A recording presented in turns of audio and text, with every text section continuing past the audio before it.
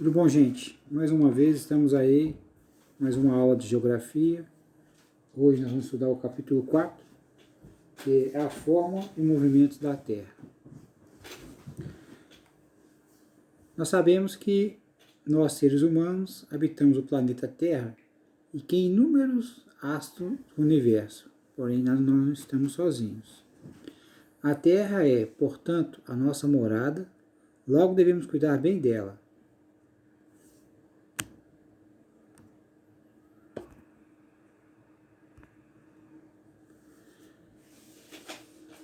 No passado, muitos teóricos, eles achavam que a Terra era o centro do universo. O que quer dizer isso, professor? Que tudo girava em torno da Terra e não nós giramos em torno do Sol. Por muito tempo, essa ideia ficou como prevalecendo, até que um outro cientista mudou essa teoria, colocando nós sendo mais um astro, e onde tem o Sol como astro maior. Eu coloquei aqui uma pergunta: quem estaria certo? A teoria geocêntrica ou a teoria heliocêntrica? A teoria geocêntrica é de Ptolomeu, que foi um matemático astrólogo grego que falava que onde a Terra era o centro do universo, onde tudo girava em torno da Terra. Só que no século, muito tempo depois, Ptolomeu, um outro matemático, ele desenvolveu a teoria do heliocentrismo. O que é isso? O Sol seria o centro e os astros, no caso, os outros planetas da nosso sistema solar, giravam em torno dele. Nesse processo de onde o Sol é o centro, nós temos uma gama de divisão. Nós temos o dia e a noite, nós temos as estações do ano,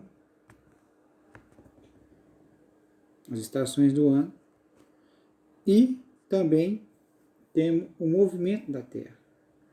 O movimento da Terra é a sua rotação, é o girar em torno de si, o dia e a noite. E a sua translação, que é o girar em torno do Sol, onde gasta um ano, 365 dias. Eu coloquei aqui num desenhozinho até legalzinho os principais movimentos da Terra: rotação e a translação. Rotação é o movimento em que a Terra realiza em torno do seu próprio eixo, com duração de 24 horas, realizando esse processo dia e noite. A translação é o movimento em que a Terra realiza ao redor do Sol, com duração de 365 dias. Então, ela gasta um ano inteirinho para dar a volta completa no Sol e gasta 24 horas para dar uma volta em si mesmo. Então, nós temos 12 horas de Sol e 12 horas de noite, que são os dias e as noites. Porém, ela não tem uma translação perfeita, um círculo perfeito. Não. Ela é meia ovalada, ela é oval. Então, nós temos períodos onde nós temos as estações mais quentes e as estações mais frias. O que quer dizer isso, professor? Que durante o ano nós temos as estações de verão, que é o calor, e a estação de inverno, que é o frio. Nessas duas estações, quando está no verão, a incidência do raio solar é maior na Terra.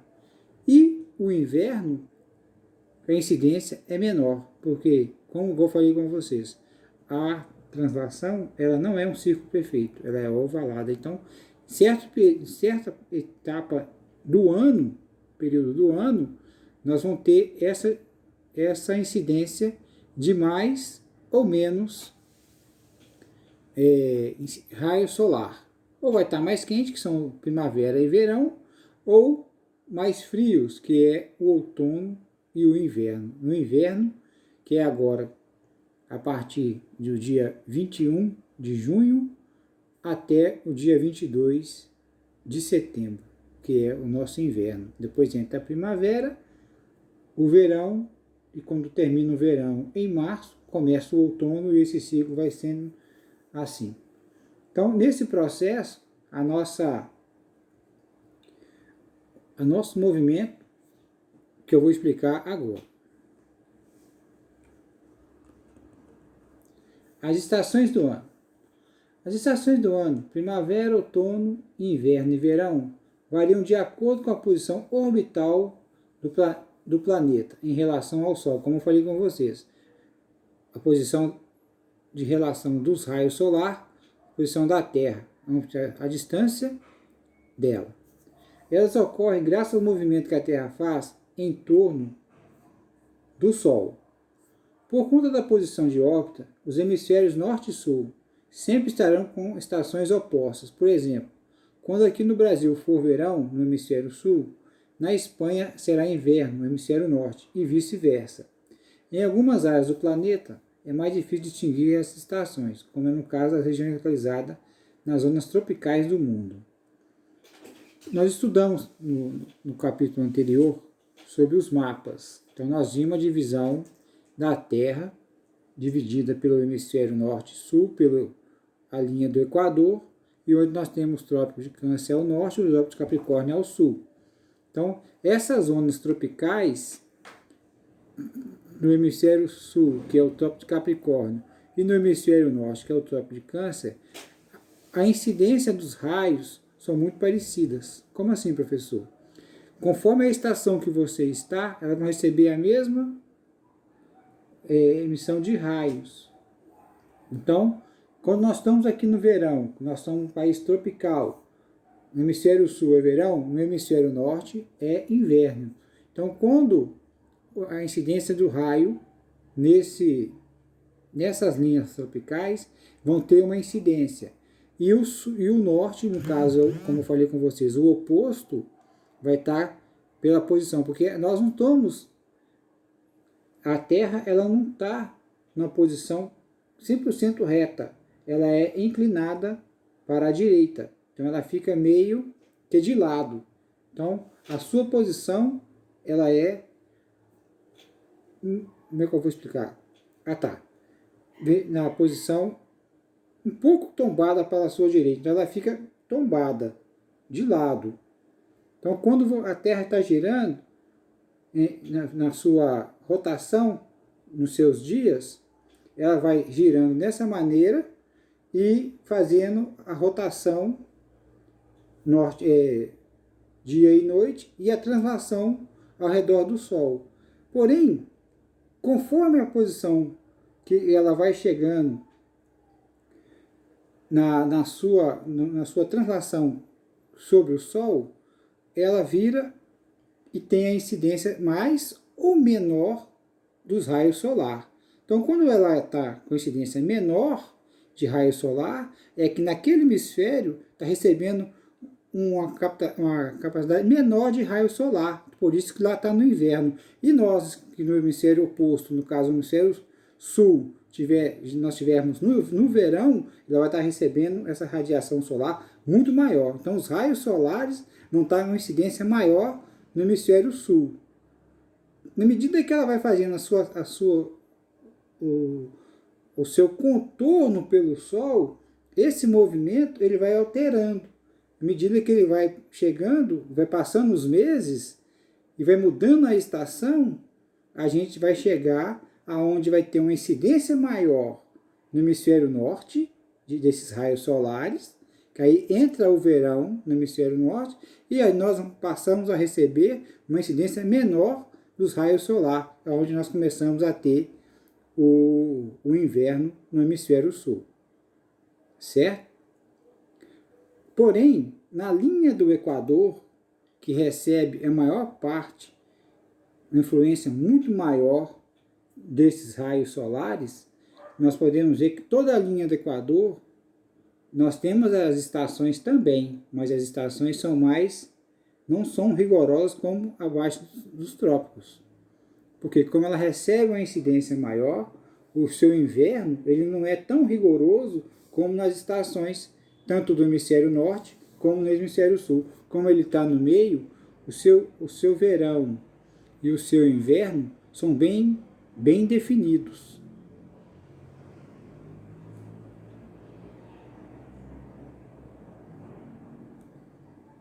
Igual que nesse outro mapa. Coloquei um dizer aqui de lado, falando o seguinte: entre os dias 21 e 23 de março e 21 e 23 de setembro, o planeta recebe raios solares de forma perpendicular da linha do Equador. Dessa forma, esses raios irradiam igualmente para os dois hemisférios. Com isso, a insolação possui a mesma condição, deixando o dia com 12 horas e a noite também com 12 horas. Tal fenômeno é conhecido como equinócio de primavera e equinócio de outono, dependendo do hemisfério e do período em março ou setembro. Durante o equinócio, dias e noites possuem a mesma duração, de 12 horas.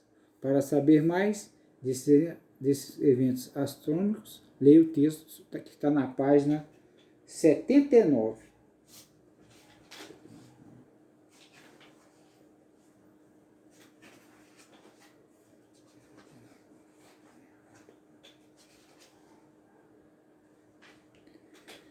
Como nós vimos também nas aulas passadas sobre o mapa da Terra, ele é dividido todinho em paralelos, que são a linha do Equador, e os trópicos, e o Círculo Polar Ártico e Antártico. Nós temos ao norte o Trópico de Câncer e o Círculo Polar Ártico, e ao sul o Trópico de Capricórnio e o Círculo Polar Antártico. Esse processo é onde nós temos toda a divisão do globo terrestre, da nossa Terra, né, da nossa casa, fazendo essa divisão. O que é isso, professor? Como eu expliquei para vocês sobre o processo de as fases do Sol para conosco. O que é isso? Nós temos os fenômenos do verão, da primavera, do outono e do inverno. As estações do ano e na incidência dos nossos paralelos, né, do Equador. Como eu falei com vocês, na linha do Equador, onde recebe maior incidência solar, nós temos uma temperatura anual diferente de todo o restante do planeta, tanto ao norte, tanto ao sul. Então, à medida que a gente vai descendo os paralelos, que esses paralelos vão aumentando tanto ao sul como ao norte, chegando entre os trópicos de Capricórnio e o Círculo Polar Antártico e o Trópico de Câncer e o Círculo Polar Ártico, a incidência solar começa a diminuir. Tanto que nós temos nos extremos da Terra, que são os polos, uma temperatura muito baixa, é onde nós temos os polos, as geleiras, nós temos a incidência menor de sol, né, igual a gente vê muito na televisão, a casa do urso polar, né, lá no Polo Norte, e no Polo Sul, a casa dos pinguins. Nós temos na Antártica a calota polar, que são aqueles gelos que não derretem, ficam permanente congelado. Por quê? A incidência do Sol ali é muito menor do que no Equador, que recebe diretamente esses raios solares. Por isso que quando, no mesmo movimento da Terra, nós temos a variação das estações, porém os polos, eles também entram nas estações do ano. Porém, nos polos, as estações, nós temos lá a mesma coisa. Nós temos verão, nós temos inverno, nós temos primavera e nós temos o outono. Porém, como eles recebem uma incidência menor dos raios solar, certo, gente? Eles vão estar permanentemente congelados. Quando a temperatura chega a elevar um pouco, é que está entrando na primavera no hemisfério ou hemisfério norte ou hemisfério sul. Porém, o inverno e o outono são muito parecidos. Por quê? No outono, a incidência começa a diminuir e no inverno ela diminui bastante. Por isso que lá é bem frio e muitas vezes você já deve ter escutado nesses programas de geografia que passam na televisão, as noites polares são bem longas. Então costumam ficar na escuridão total, um período aí de 4 a 5 ou até 6 meses de luz, ausência de luz. Nos outros períodos do ano tem a incidência da luz do dia, porém menor. E conforme igual no Polo Norte mesmo, nós temos uma incidência de mais de 8 meses, tanto lá como na Antártida. Também ficam mais de 8 meses, chegando até 9 meses de escuridão total, aonde a incidência da luz solar é bem pouca. Por isso que há sempre, como eu falei com vocês, a calota polar não derrete, ela fica permanente, certo? Nós temos também a divisão da nossa sistema solar dos planetas. Nós temos Mercúrio, Vênus e a nossa Terra, que é a nossa casa. Esses três, depois vem Marte, Júpiter, Saturno, Netuno e Plutão, que é o menor planeta. Nesse sistema solar, igual eu falei com vocês, eles também têm a sua rotação e também tem a sua translação. A nossa rotação ela é de 24 horas, mas não quer dizer que lá em outros planetas também são de 24 horas, porque nós temos uma distância onde eles estão do Sol e a sua rotação, que é o seu movimento que ele faz, é diferente da Terra. Nunca foi estudado qual que seria a rotação de um planeta como Marte ou como Vênus. Voltar no slide aí. Não tem essa informação. Lá o dia lá dura tantas horas. Não, nenhum cientista até hoje conseguiu provar isso, qual que é a rotação de Marte, qual que é a rotação de Vênus, qual que é a rotação de Júpiter, de Mercúrio. Nós não temos, nós só temos a rotação da Terra, de informação, onde todos os cientistas nós só temos a Terra, dos outros planetas nós não temos. Nós sabemos que eles fazem a mesma translação, não é a mesma quantidade de dias da Terra, porque a cada planeta existe uma distância, e essa distância é relativamente a distância que eles vão fazer o contorno da sua translação no Sol. Então, não quer dizer que 365 dias da Terra é igual um ano de Marte, igual um ano de Júpiter, ou então é igual um ano de Vênus. Não tem. Nós não sabemos qual que é a velocidade que esses planetas, sem ser da Terra, vão fazer o contorno no Sol. Isso nenhum cientista até hoje conseguiu provar isso. Não temos como.